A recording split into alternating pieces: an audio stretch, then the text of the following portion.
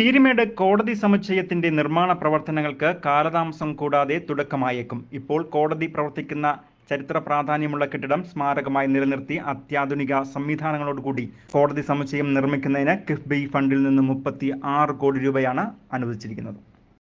Rainbow news വാർത്തകൾ നിങ്ങൾക്കായി അവതരിപ്പിക്കുന്നത്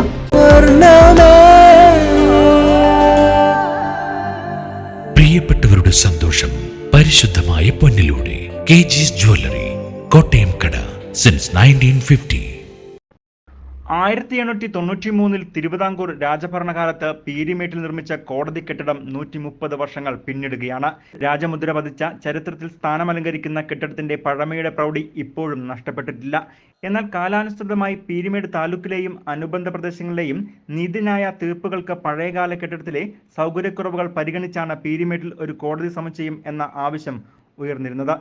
ഇതിനായി പീരിമേട് സർക്കാർ അതിഥി മന്ദിരത്തിനടുത്തായിട്ടാണ് പുതിയ കെട്ടിടത്തിന് നിർമ്മാണ അനുമതി ലഭിച്ചിരിക്കുന്നത്.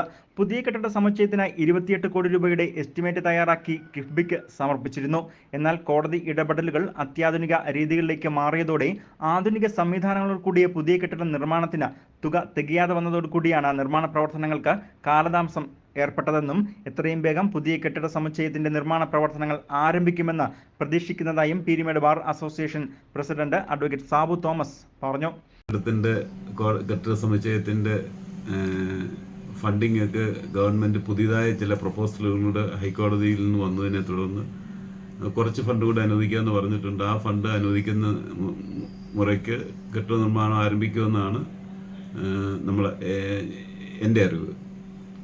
നടപടികളെല്ലാം കിഫ്ബിക്ക് കുറച്ച് ഫണ്ടും കൂടെ അനുവദിച്ചാൽ ഉടൻ തന്നെ കെട്ടിടം നിർമ്മാണം ആരംഭിക്കാമെന്ന് വാഗ്ദാനം ചെയ്തിട്ടുണ്ട് ഗവൺമെൻറ്.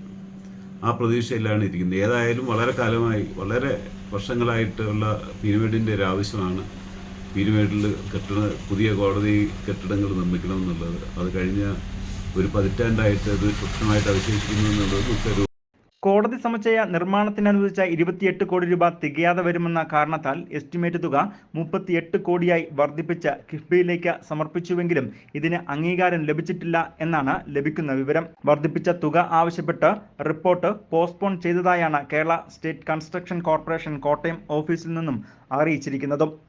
News bureau, Peermade.